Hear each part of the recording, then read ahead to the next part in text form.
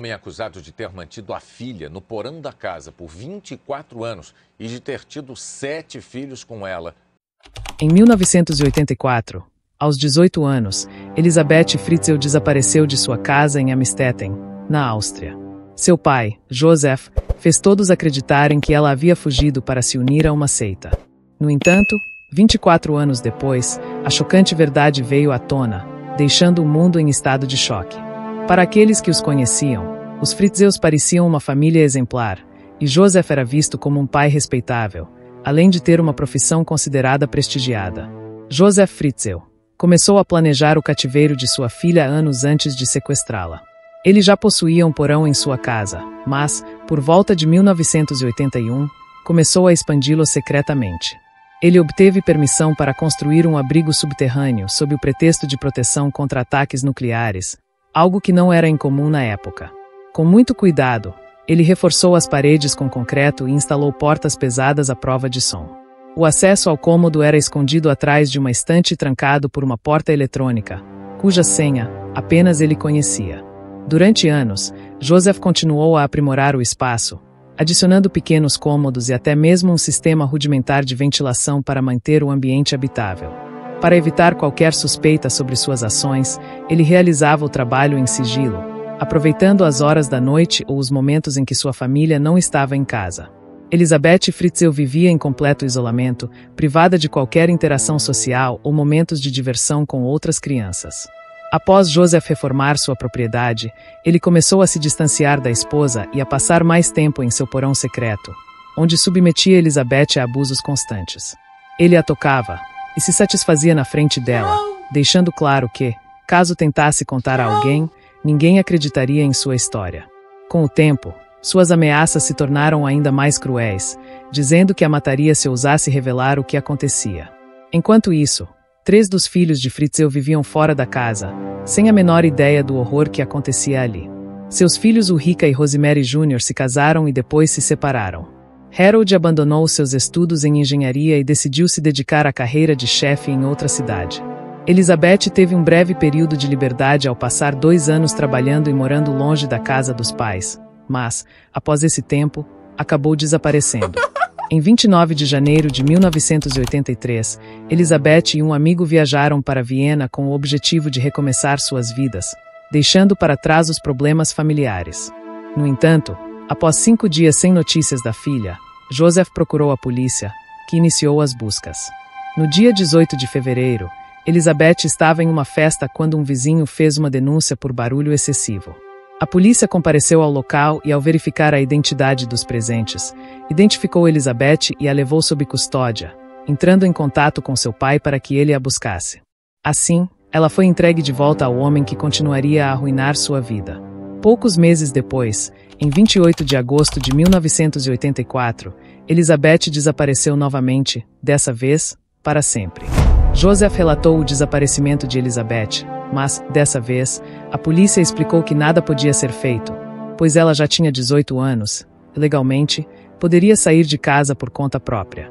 Os agentes até ofereceram a possibilidade de registrar um boletim de ocorrência, mas deixaram claro que, provavelmente, ela havia partido por vontade própria. Josef, no entanto, insistiu na versão de que sua filha estava perturbada e havia se envolvido com uma religião alternativa. Isso fez com que muitos acreditassem que Elisabeth havia fugido para se juntar a um culto, quando, na verdade, o que aconteceu com ela foi muito mais terrível. No dia 28 de agosto de 1984, data de seu desaparecimento, Josef pediu que Elisabeth o ajudasse com algo no porão. Assim que ela desceu, ele a atraiu para um espaço escuro sob o pretexto de uma conversa particular. Aquele local era assustador e desconhecido para todos, exceto para ele. Assim que Elisabeth se sentou, Josef surgiu por trás e pressionou uma lâmina contra seu rosto até que ela perdesse a consciência. Quando despertou, percebeu que estava presa, seus braços estavam amarrados para trás e um pano abafava sua boca. Ela se encontrava em um cômodo subterrâneo de tamanho reduzido, onde havia apenas uma televisão, um videocassete, um fogão elétrico, um banheiro e uma toalha. No chão, um poste de metal servia para prendê-la, limitando seus movimentos. Esse espaço fazia parte de uma área secreta do porão, inexistente nos registros oficiais da casa e jamais inspecionada pelas autoridades. Para acessá-lo, Joseph movia uma estante de livros que escondia uma passagem estreita, pela qual ele tinha que se esgueirar para entrar. Ali, no meio do concreto frio, cercada por escuridão e silêncio quase absoluto, Elizabeth passou sua primeira noite no cativeiro. No segundo dia, Joseph iniciou o processo cruel de submissão. Espancou-a brutalmente por 40 minutos. Seu objetivo era quebrar a vontade da filha até que ela se tornasse uma prisioneira obediente. Depois da surra, ele desamarrou seus braços apenas para substituí-los por correntes mais pesadas, colocando elas ao seu peito. Essas correntes permitiam que ela se movesse minimamente dentro do espaço, mas também facilitavam para que Joseph a violentasse, o que ele fez antes de deixá-la ferida e sangrando em sua cama improvisada. Após um mês mantida em cativeiro, Joseph obrigou Elizabeth a escrever uma carta destinada a ele e à mãe, afirmando que havia fugido para se juntar a um culto. Curiosamente, a carta continha exatamente as mesmas informações que ele havia contado a Rosemary e à polícia. Para forçá-la a escrever, Joseph a ameaçou e a deixou sem comida por uma semana. Somente após dias de sofrimento, Elizabeth cedeu e completou a carta. Depois disso, Joseph viajou cerca de 160 quilômetros para enviá-la a si mesmo, garantindo que a história parecesse legítima. Essa carta ajudou a explicar, em parte, por que Rosemary não suspeitou do que realmente estava acontecendo. Ela sempre alegou que não sabia de nada e que realmente acreditava na versão de Joseph.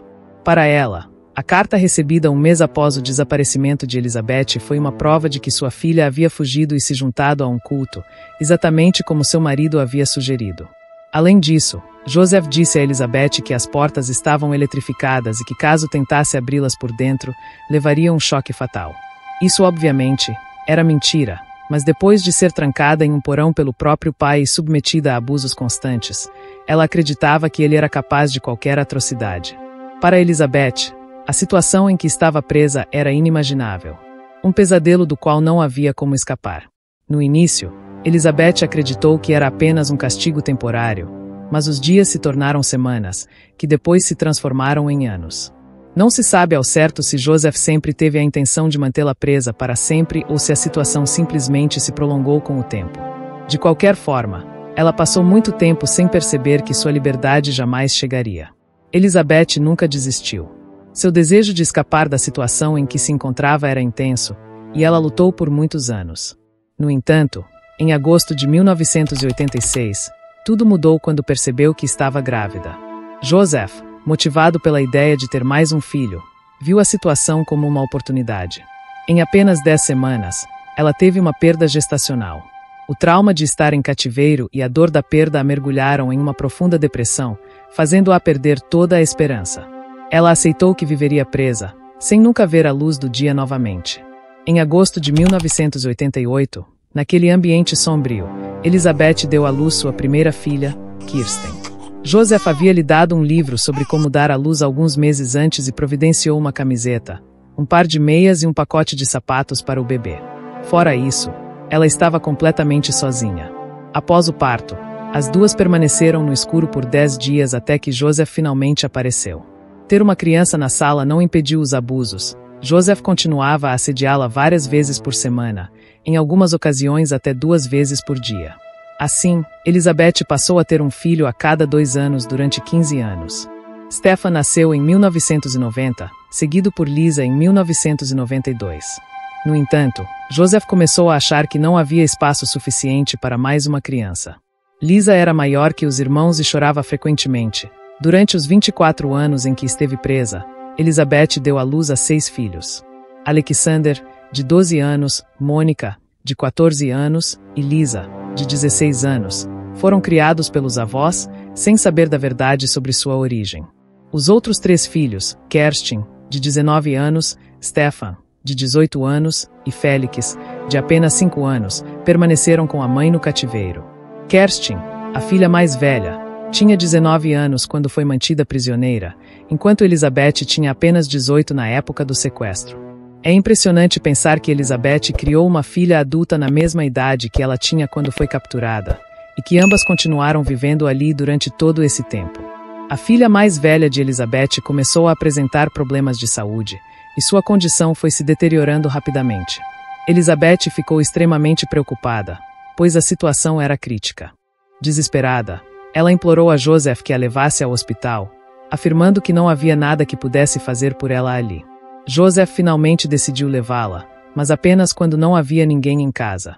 Colocou Kerstin no carro e a levou para o hospital, lembrando que ela nunca havia saído do cativeiro e nunca tinha visto a luz do dia. No entanto, ele a abandonou na entrada do hospital e foi embora. A equipe médica começou a atender Kerstin, que chegou em estado crítico, desnutrida e com a pele muito pálida. Eles acharam estranho que a menina estivesse ali sem documentos, sem pai ou mãe, e em um estado tão grave. Sem um histórico médico, a equipe decidiu chamar a polícia, já que parecia que a menina não existia oficialmente. Esse caso chamou tanta atenção que acabou sendo noticiado na TV. Elizabeth, que tinha uma televisão no cativeiro, assistiu a tudo e ficou horrorizada ao ver como Joseph havia deixado a filha para trás. Ela implorou a Joseph que a deixasse ir ao hospital, prometendo que não contaria nada e que só queria salvar a vida de Kerstin, pois precisava fornecer as informações que os médicos estavam pedindo. Joseph acabou concordando e a levou ao hospital. Ao chegarem, a primeira medida foi colocar Elizabeth em uma sala separada, acompanhada apenas por policiais, já que tudo parecia muito suspeito. Os policiais começaram a fazer perguntas, alertando Elizabeth de que se não contasse a verdade, poderia ser acusada de negligência por não cuidar da filha, que apresentava sinais claros de desnutrição e falta de vitaminas. Diante da gravidade da situação, ela concordou em explicar tudo, desde o cativeiro até os abusos, mas apenas se prometessem que nunca mais teria que ver Joseph. A polícia aceitou, e chocada com o relato, ouviu atentamente sua história. Todos ficaram extremamente surpresos quando a história foi divulgada. O julgamento de Joseph teve início em 16 de março de 2009. Ele entrou no tribunal acompanhado por 6 policiais, que seguravam uma pasta para bloquear fotos de seu rosto, tentando mantê-lo escondido o tempo todo. No começo, ele admitiu ser culpado por estupro e incesto, mas negou a acusação de assassinato do bebê que não sobreviveu. No dia 19 de março de 2009, apenas 4 dias após o início do julgamento de Fritzl, ele foi considerado culpado e condenado à prisão perpétua pelos crimes de incesto, estupro, cárcere privado e homicídio. Estima-se que, ao longo de 24 anos, ele tenha estuprado sua filha Elizabeth mais de 3.000 vezes. Com a condenação, começaram a surgir muitas dúvidas sobre a mãe de Elizabeth, que morou na mesma casa durante todo esse tempo.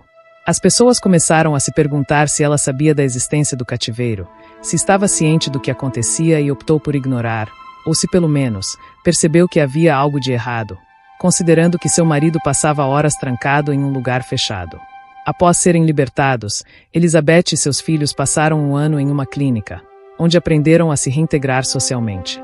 Eles trabalharam para redescobrir a alegria, aprender a sorrir novamente e transformar suas vidas, buscando viver como pessoas normais e desfrutar da liberdade.